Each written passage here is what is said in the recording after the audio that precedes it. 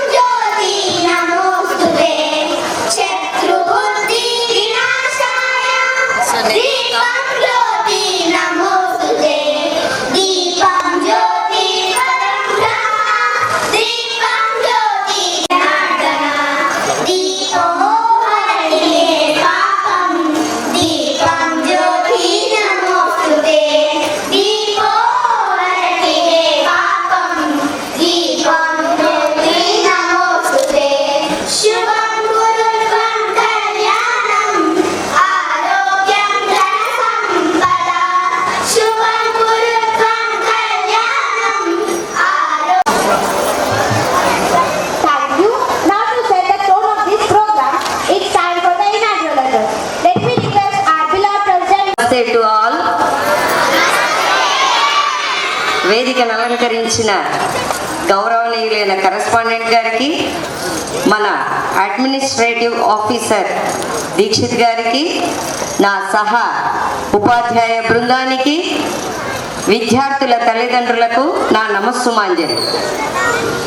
విద్యార్థులందరికీ బాలల దినోత్సవ శుభాకాంక్షలు. Happy children's day.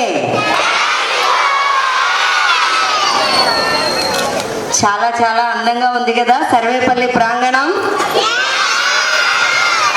నాకైతే మిమ్మల్ని చూస్తుంటే నా బాల్యమే గుర్తొస్తుంది. నేను చిన్నప్పుడు మీలాగనే స్కూల్లో ఇలాగే చాలా చాలా సంబరాలు చేసుకున్నాను. మరి మనందరం పుట్టినరోజులు జరుపుకుంటాం, అవునా? మరి మనం ఎదిగి అంటే పెద్దవి ఏం చేశాము, దేశానికి ఏమిచ్చాము, మనం ఏ విధంగా దేశానికి ఉపయోగపడాలి అనేది పాఠశాలల్లో పిల్లలకి నేర్పించడం జరుగుతుంది. నేను చాలాసార్లు చెప్తాను, మీలో చాలా మేధో సంపత్తి దాగి ఉంది, దాన్ని బయటికి తీయాలి.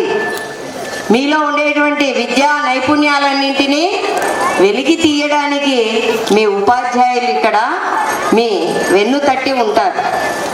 కాబట్టి చక్కటి క్రమశిక్షణతో మీరందరూ బాగా చదువుకుని మీ పుట్టినరోజులు కూడా ఇంత గొప్పగా సెలబ్రేట్ చేసుకోవాలని చెప్పేసి కోరుకుంటున్నాను. మన నాయకులందరూ కూడా ఎందరో వీరుల త్యాగ ఫలమే కదా మనం ఇంత స్వేచ్ఛ స్వాతంత్రాలతో ఉన్నాము అంటే. స్వతంత్ర భారత తొలి ప్రధానిగా నెహ్రూ గారు నియమితులై చాలా ఆలోచించాడు. ఆయన ఏం చేస్తే మన దేశం అభివృద్ధి చెందుతుంది అని. కాబట్టి అతను ప్రతి రంగానికి ప్రాముఖ్యతనిచ్చాడు.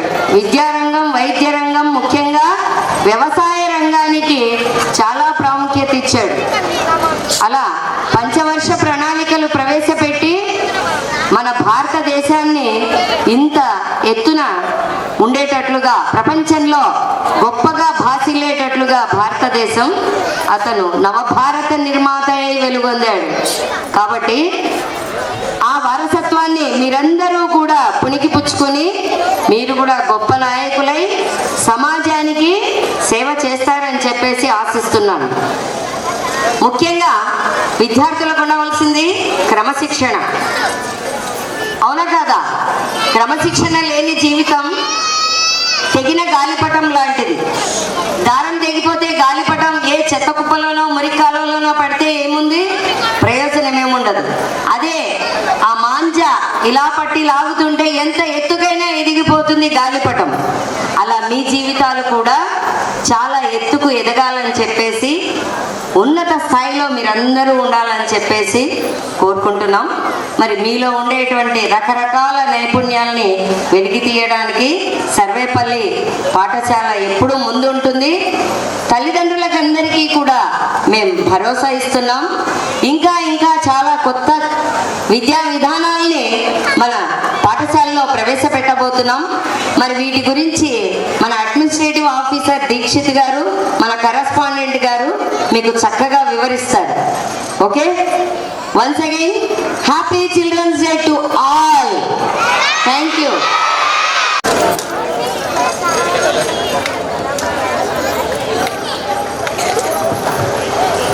వేదికను అలంకరించినటువంటి దీక్షిత్ నా సుపుత్రుడు, వేదికను అలంకరించినటువంటి మా శ్రీమతి అరుణశ్రీ గారికి,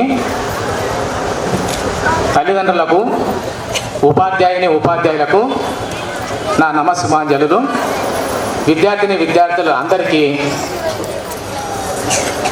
పుట్టినరోజు శుభాకాంక్షలు. ఎవరు పుట్టినరోజు? చాచా నెహ్రూ పుట్టినరోజు. అంటే మీరు పుట్టినరోజే ఈరోజు కూడా. ఎందుకంటే నెహ్రూకి పిల్లలంటే చాలా ఇష్టం కాబట్టి ఆయన బర్త్డేని పిల్లల పుట్టినరోజుగా జరుపుకుంటారు. కాబట్టి మీ అందరి పుట్టినరోజు తరపున మీకు శుభాకాంక్షలు. ఇక్కడ మనం స్వాతంత్రం ఎలా వచ్చింది, ఎవరు ఎలా చేశారు, ఏ విధంగా చేశారన్న దానికంటే కూడా సాధించి పెట్టినటువంటి దాన్ని మనం ఎలా ప్రొటెక్ట్ చేసుకుంటున్నాం అనేది చాలా ఇంపార్టెంట్. సో మనం ఒక చిన్న మొక్కను తీసుకుంటాము. ఆ మొక్కను మనం నాటినప్పుడు దాన్ని ఎలా పెంచగలిగితే అలా పెరుగుతుంది. దాన్ని వదిలేసినాం అనుకోండి, అది వంకలు టింకలుగా పోతుంది. సో ఇక్కడ కూడా పిల్లల యొక్క గ్రోత్, డెవలప్మెంట్ కూడా అలాగనే ఉంటుంది. దానికి మొదట ఎవరు బాధ్యత తీసుకోవాలంటే ఇంట్లో తల్లిదండ్రులు తీసుకోవాలి. ఇంట్లో తల్లిదండ్రులు బాధ్యత తీసుకుంటే మనం మొక్కని ఏ విధంగా పెంచుతామో ఆ విధంగానే తల్లిదండ్రులు కూడా పిల్లల్ని పెంచాలి. మొదటి గురువు తల్లిదండ్రులు కాబట్టి. తర్వాత పాఠశాల వాళ్ళ యొక్క బాగోగులు, వాళ్ళ యొక్క వినయ విధేయతలు, వాళ్ళ నడవడిక అన్నింటినీ కూడా ఖచ్చితంగా చూసుకుంటుంది. కాబట్టి దయచేసి తల్లిదండ్రులు బాగా పిల్లలకు నేర్పించాల్సింది క్రమశిక్షణ. క్రమశిక్షణతో కూడినటువంటి విద్యను అందించేది పాఠశాల. మీరు బాగా గమనించాలి. మనం పిల్లలను ఎక్కువగా ముద్దు చేస్తున్నాం ఈ మధ్యకాలంలో.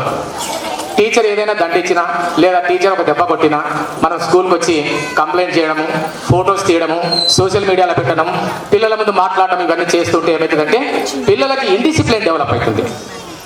కాబట్టి ఒక దెబ్బ వేస్తే తప్పేం లేదు.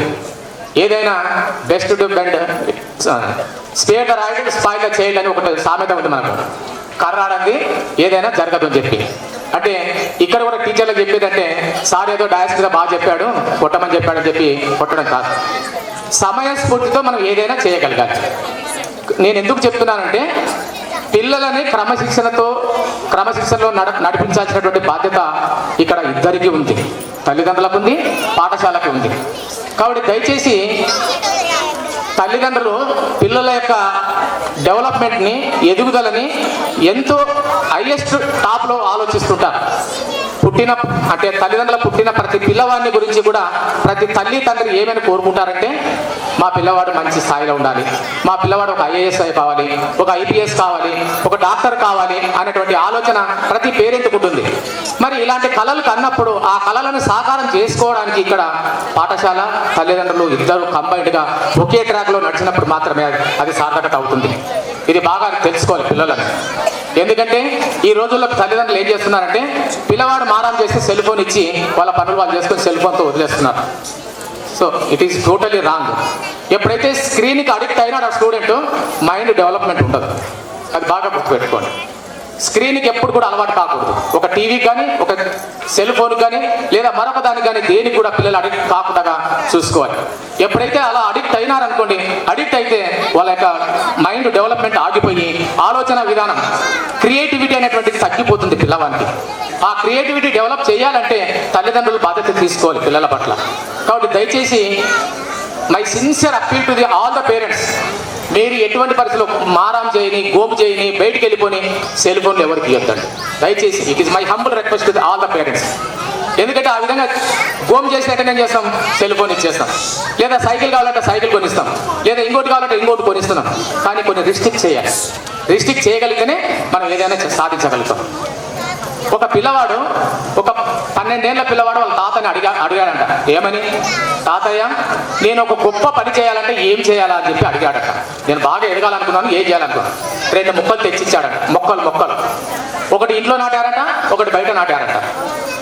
ఇంట్లో ఉండే మొక్కని బాగా చూసుకొని నీళ్లు పోసి, అది పోసి, ఇది పోసి బాగా పెరుగుతున్నదట. బయట ఉండేది తక్కువ పెరిగిందట. కొన్ని రోజుల తర్వాత, కొన్ని సంవత్సరాల తర్వాత పిల్లవాడు బయటికి వెళ్ళిపోయాడట. బయటికి వెళ్ళిపోయిన తర్వాత తిరిగి వచ్చినప్పుడు, తాతయ్య నేను మళ్ళీ గొప్ప పని చేయాలనుకున్నా, ఏం చేయాలనుకున్నప్పుడు ముందు మొక్కలు చూసినప్పుడు ఇంట్లోది బయటికి అని చెప్పాడంట. ఇంట్లోది చూస్తే ఇంట్లోది పెరగలేదంట, బయటికి మాత్రం బాగా పెరిగి ఊడలు బాడి పడిపోయిందంట. అంటే ఇక్కడ నేను ఎందుకు చెప్తున్నానంటే, పిల్లవాడిని బాగా మనం చేసినప్పుడు, అంటే ఇది కాదు అది కాదు అనకుండా రఫ్గా పెంచినప్పుడు మాత్రమే పిల్లవాడు ఎక్కడికైనా కూడా చేయి కాగలుగుతాడు. అది గుర్తుపెట్టుకోండి.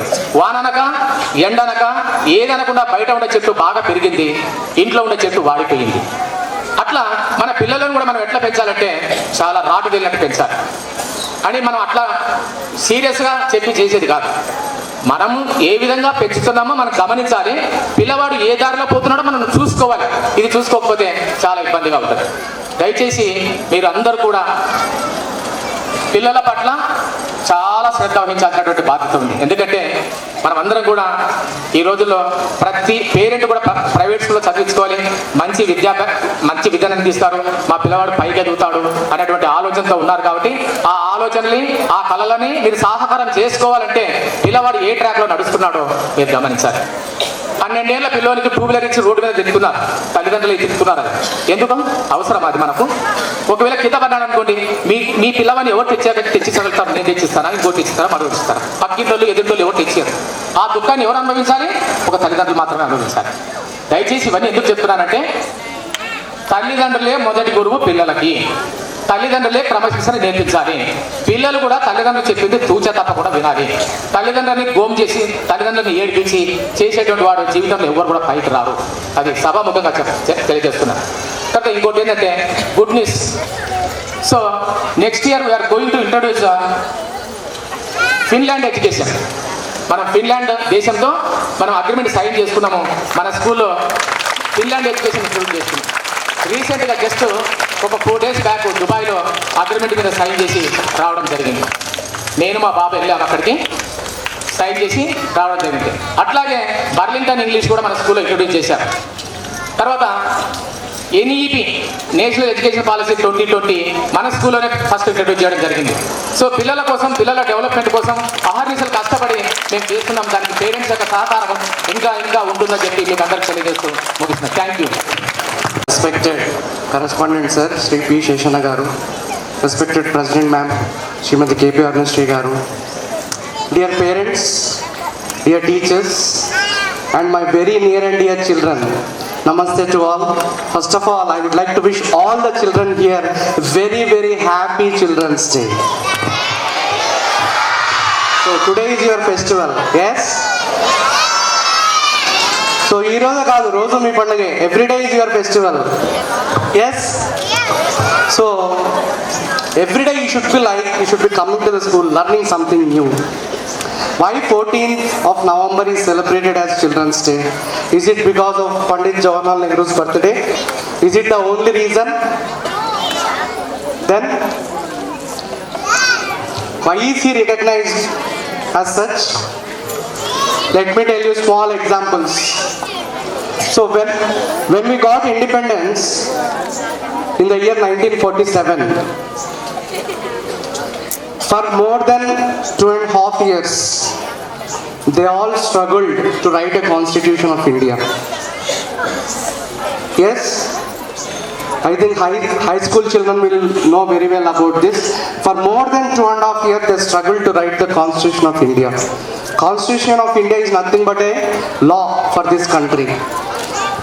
సో వాళ్ళు ఈ ప్రయాణంలో ఎన్నో ఒడిదుడుకులు చూశారు. Jawaharlal Nehru is also one of that member.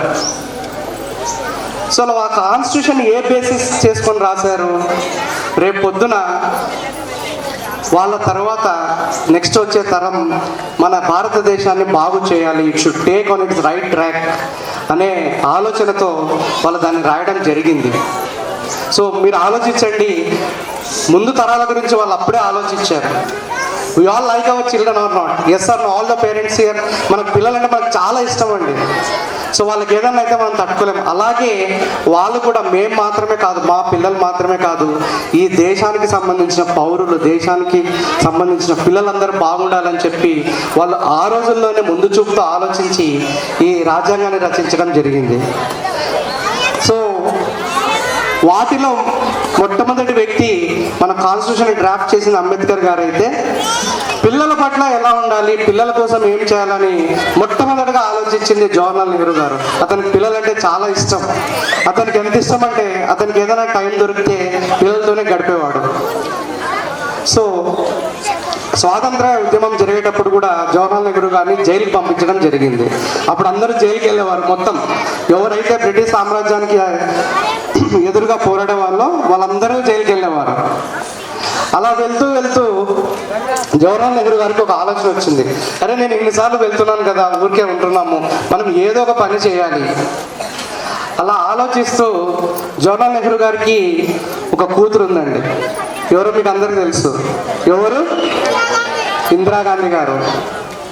So అతను ఆ సమయంలో కూడా నా పిల్లల్ని నేను ఎడ్యుకేట్ చేయాలి, నా అమ్మాయిని నేను ఎడ్యుకేట్ చేయాలి అని వాళ్ళ మెంటల్ టఫ్నెస్ చూడండి. మన జీవితంలో ఏదైనా సాధించాలంటే ఫిజికల్గా కాదు, మెంటల్గా స్ట్రాంగ్గా ఉండాలి. వీటన్నిటిని మనం వాళ్ళని చూసి నేర్చుకోవాలి. అతను జైల్లో ఉన్నప్పుడు లెటర్స్ రాసేవాళ్ళు, ఉత్తరాలు రాసేవాళ్ళు. ఎవరికి? ఇందిరాగాంధీకి. ఏమని? అమ్మ తిన్నావా, అమ్మ పడుకున్నావా, అమ్మ బాగున్నావా, ఇది కాదండి రాసింది అతను లెటర్ల ద్వారా ఇందిరాగాంధీ గారికి ప్రపంచ చరిత్రను బోధించాడు. పాలిటిక్స్ అంటే ఏంటో బోధించాడు, వరల్డ్ రిలేషన్స్ అంటే ఏంటో బోధించాడు.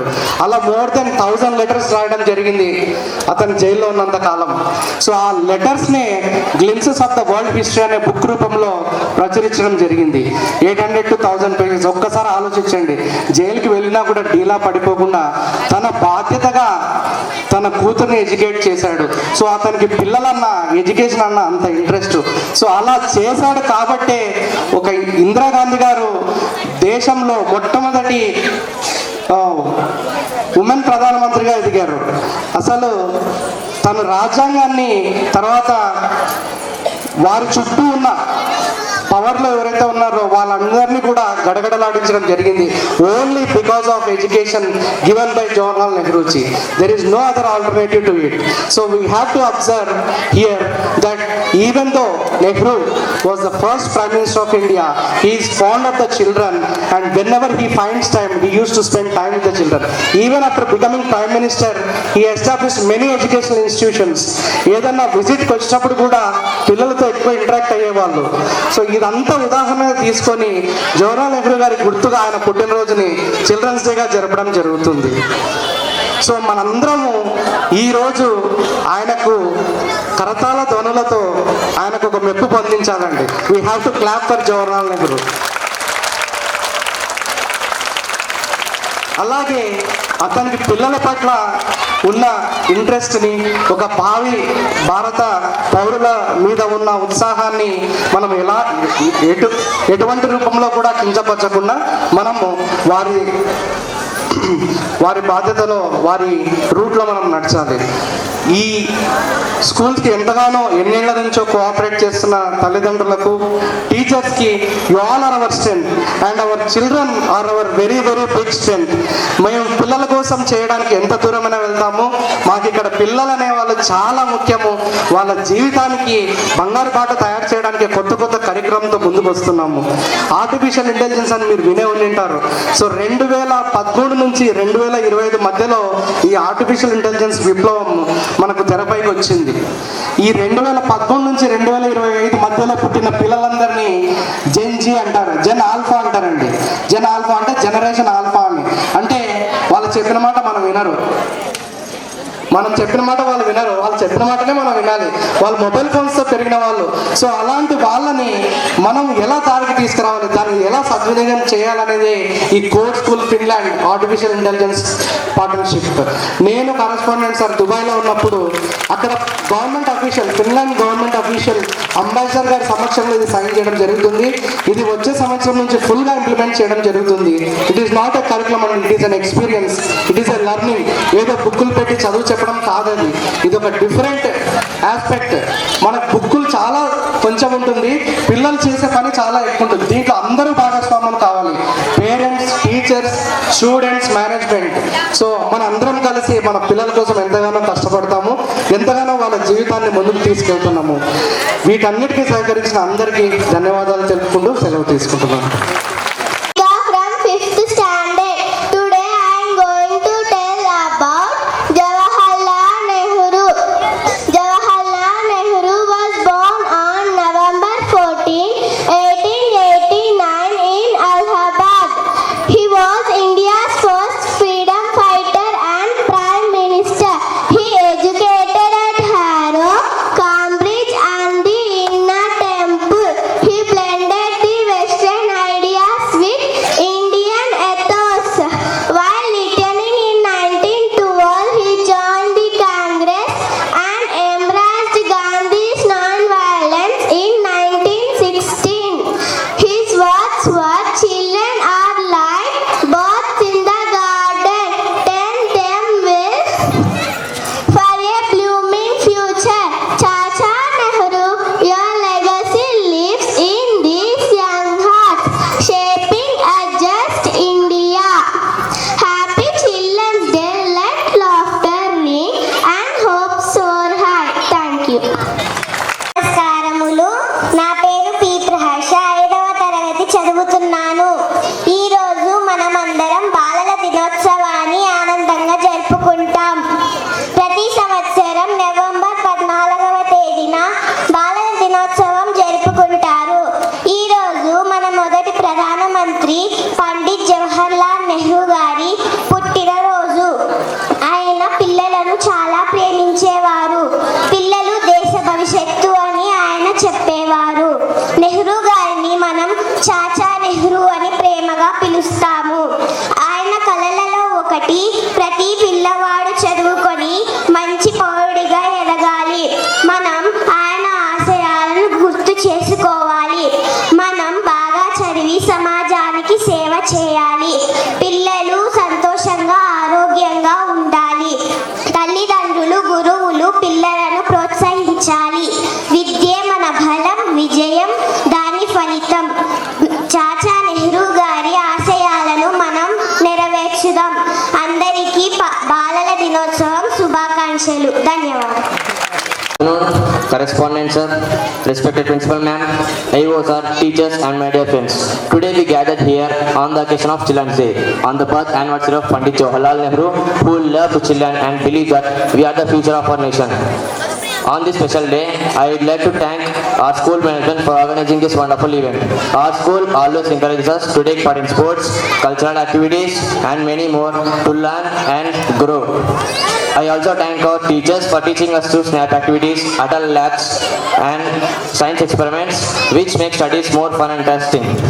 I am proud to be a student of Sarvepalli Vidyanidayam, where teachers care about students with love and hard work and patience. On this special day, on behalf of my all fellow students, I promise that we will follow discipline, respect our teachers and try to bring a good name and fame to our school wherever we go.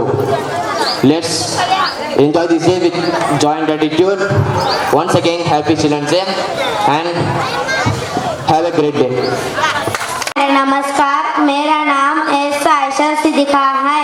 आज हम यहाँ बाल दिवस मनाने के लिए एकत्र हुए हैं. बाल दिवस हर साल 14 नवंबर को मनाया जाता है. यह दिन हमारे पहले प्रधानमंत्री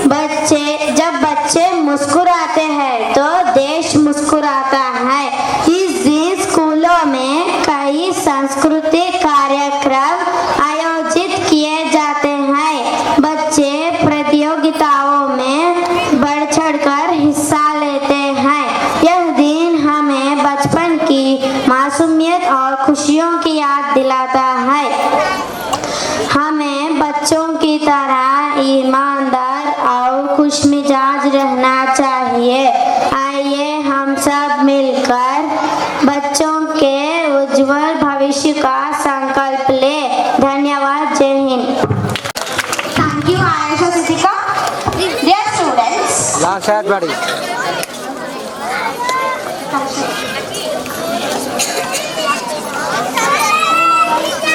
we know what you are all waiting for. Are you ready to enjoy the cultural dance performances?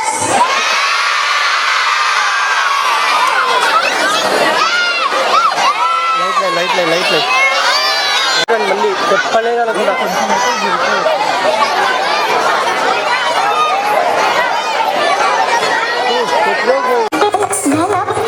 మీరు కదలాకండి, మీరు కదలా. गणपति गणपति गणपति गणपति पालयमा। హలో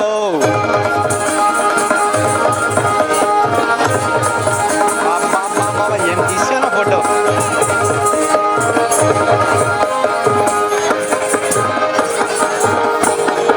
गणपति गणपति गणपति गणपति गणपति गणपति पालयमा। गणपति गणपति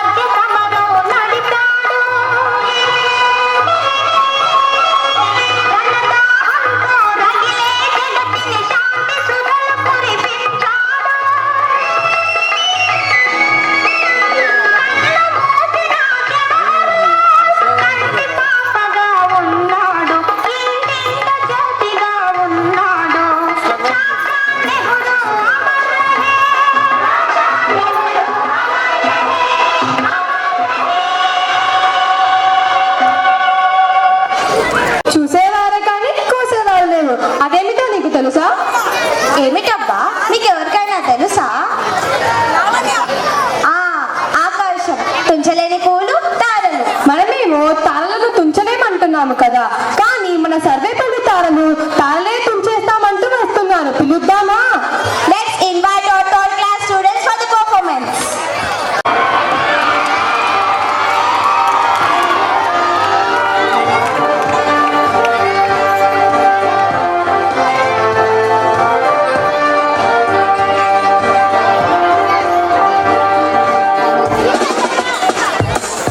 అనుమనువు ఆడివాడే వయసే మాది కదా, అనుకుంటే ఆకాశాన్ని ఇలాగే దించేరా.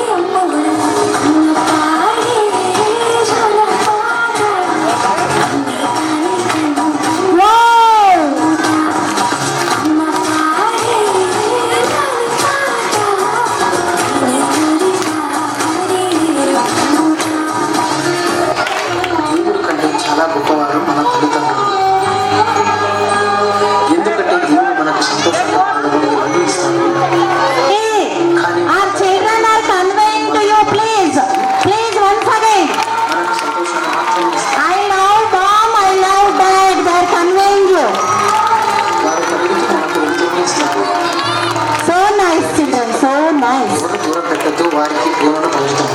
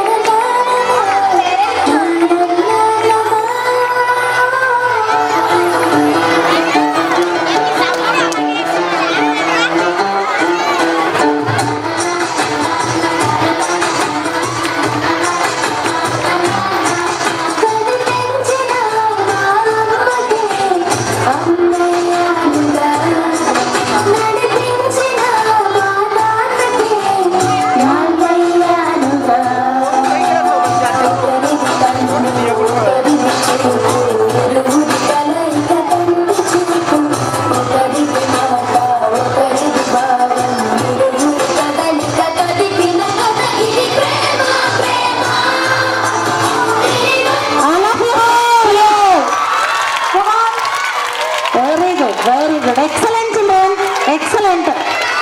Thank you children. అంకితం. Thank you children, thanks a lot. Nursery and LKG students చూడండి ఎంత చక్కగా పర్ఫామ్ చేశారో. మరి గట్టిగా చెప్పట్లేండి. Thank you. వాళ్ళకి ఏమన్నా అన్నాం అనుకో సుఖాలు వస్తాయి కదా. ఏ బాబు చిల్డ్రన్స్,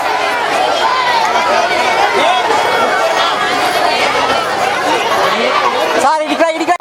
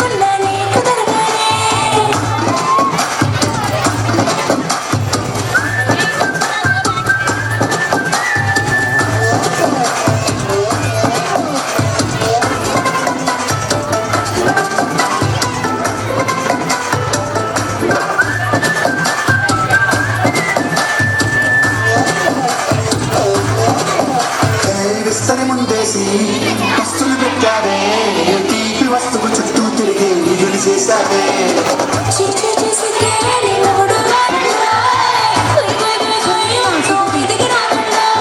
గంపెడు పిల్లలతో ఇంటిని నింపావే సాపాటిండు సంసారాన్ని వేడెక్కించావే గట్టి పడుకోరే కుక్కలాగా నన్ను చేస్తాను నిప్పేస్తాను తాగేదారాలు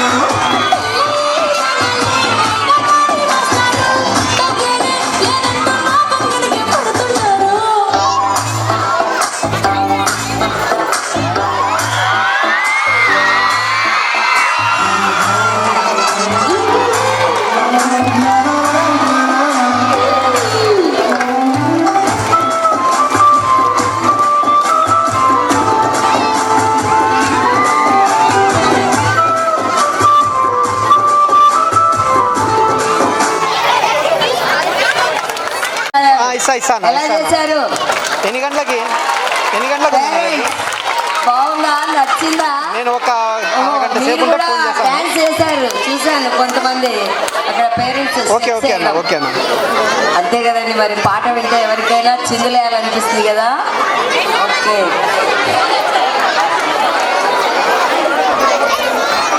చిలుకు చిలుకు అందెలతో చిటపట చిరు సవ్వడితో